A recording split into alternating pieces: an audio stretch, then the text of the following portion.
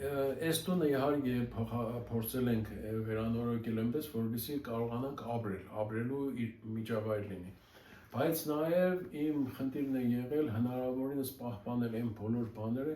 ինչը որ հնարավոր է պահպանել։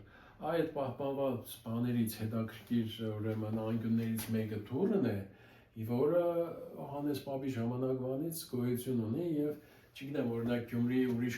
տներում սա մնացել է թե չէ, բայց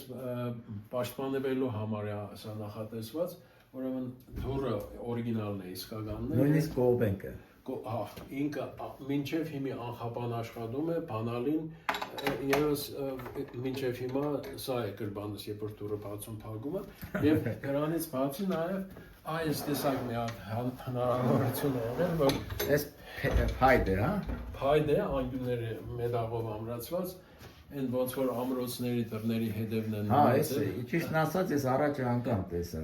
Կար այսպես բանով, չեղկով։ Չէ, այս պատի մեջ է եւ տեսեք շարունակում է պատի միջով